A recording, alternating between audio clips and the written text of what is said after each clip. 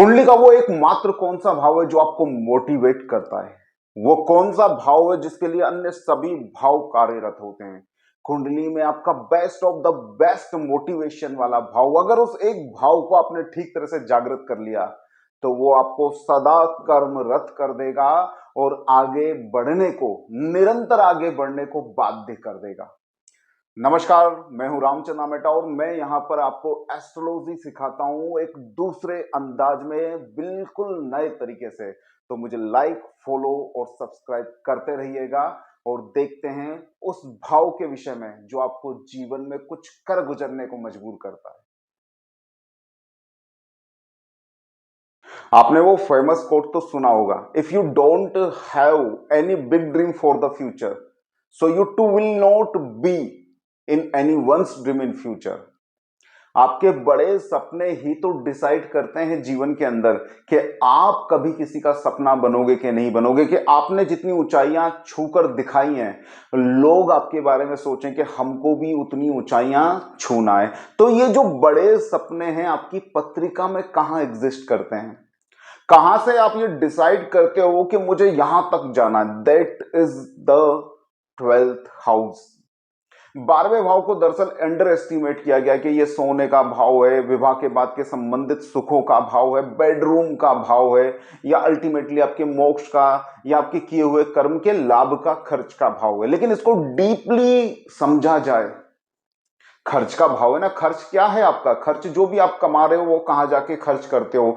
लेकिन जो सपने होते हैं, जो लक्ष्य होता है, वो क्या बताता है? वो प्री डिसाइड होता है।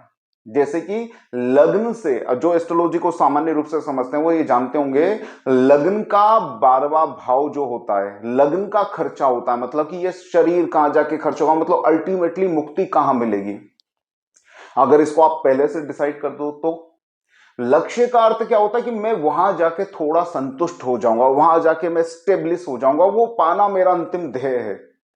तो लग्न का जो भाव है 12वां, देखा जाए तो अंतिम है, लेकिन वो लग्न आप आज डिसाइड कर सकते हो कि मुझे वहां तक पहुंचना है। That is the dream. इसलिए 12वें भाव से सपने देखे जाते हैं। तो ये सिर्फ आपके बेडरूम के सुखों का भाव नहीं है, सिर्फ आपकी कमाई हुई संपत्ति को खर्च करने का भाव नहीं है, ये लग्न का अंतिम पायदान है। इसका मतलब आप कहां तक पहुंचना चाहते हो वहां पर डिसाइड 12वें भाव में हो जाएगा। तो आप पहले से ही मोटिवेट अपने आप को कर सकते हो। 12वें भाव की शुभता, 12th हाउस की जो पॉजिटिविटी है वो ये तय करेगी कि आप जीवन में कितने ऊपर तक के सपने देखोगे, कितने बड़े लक्ष्य को धारण कर पाओगे। और 12वें भाव की नेगेटिविटी ये डिसाइड करेगी कि आपकी कहीं सोच छोटी तो नहीं रह जाएगी, कहीं ऐसा तो नहीं कि आप लक्ष्य को निर्धारित ही नहीं करोगे। तो कुंडली का जब भी आप एनालिसिस करते हैं तो उसको सिर्फ ट्रेडिशनली ना सोच के चलें। जो आपका ज्योतिष है वो बहुत ही गुप्त सूत्रों से डिसाइड किया गया है। तो यहां से वो स्वप्न फल वाले सपने मत देखिए, आप सिर्फ यहां पर वो सपने भी देखिए जो आप जीवन में धारण कर सकते हैं। तो लग्न कहां तक जाएगा उसको आप प्रथम दिन डिसाइड कर सकते हो। ये लग्न की ही जर्नी है जो पहले, दूसरे, तीसरे से लेके 12वें भाव पर खत्म होती है। तो जो खत्म होने वाला पायदान है वो सिर्फ आपके आध्यात्मिक मोक्ष का ही नहीं, वो आपके डिसाइड किए गए हर सपने का और हर लक्ष्य का भी है। तो दूसरा सवाल उठता है, चलिए हमने धारण कर लिया कि मुझे मान लीजिए आईएएस बनना है, बहुत बड़ा बिजनेसमैन बनना है, बहुत बड़ा नेता मंत्री बनना, पॉलिटिकल लीडरशिप को मुझे संभालना है। मान लीजिए आपने कोई भी एक सपना डिसाइड कर लिया और देख लिया मेरा 12वां भाव शुभ है या अशुभ है। तो अब उस लक्ष्य को पाने के लिए आपको कुंडली के अंदर कौन सी चीज सेकेंडरी देखनी है कि अब इसके बाद क्या। तो उसको लक्ष्य को पाने के लिए आपको कर्म तो करना ही है, आपको सपने को पूरा करने के लिए आपको कर्म तो करना ही है। Debt is regulated by the 10th house. लेकिन मैं वो कर्म कर पाऊंगा या नहीं, बहुत ध्यान से समझना। यहां एस्ट्रोलॉजी होती है डिफरेंट तरीके से।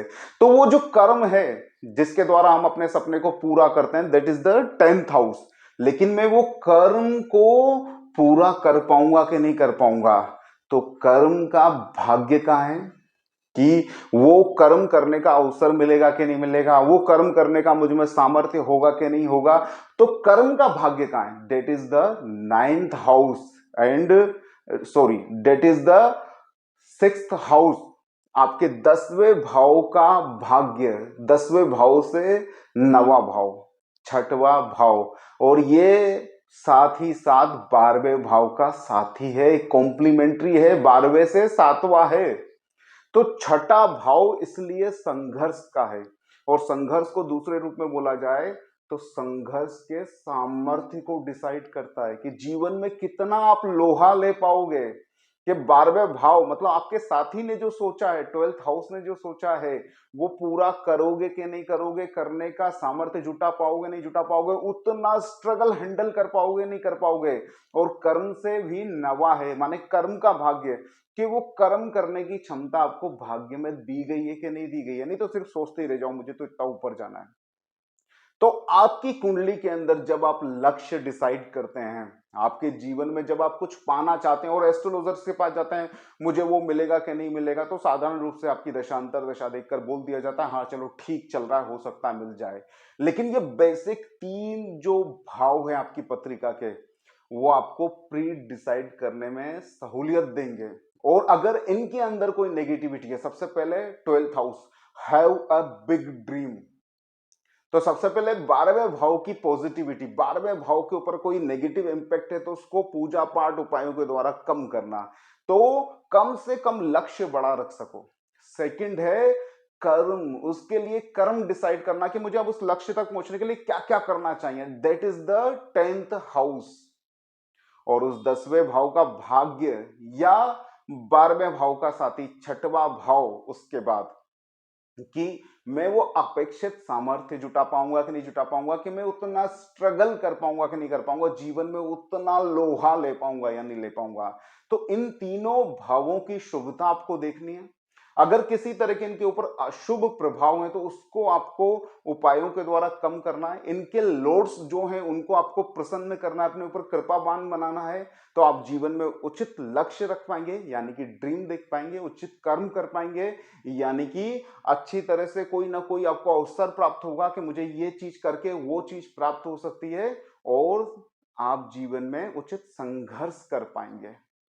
इसी तरह के और गूढ़ रहस्यों को बताते हुए वीडियो देखने के लिए आप मुझे लाइक करें, सब्सक्राइब करें। वीडियो अच्छा लगता हो, आपको लगता हो कि ये एस्ट्रोलॉजी के अंदर एक नई धारा को दे सकता है, तो इसको शेयर भी करते रहें। नमस्कार, जय श्री कृष्णा।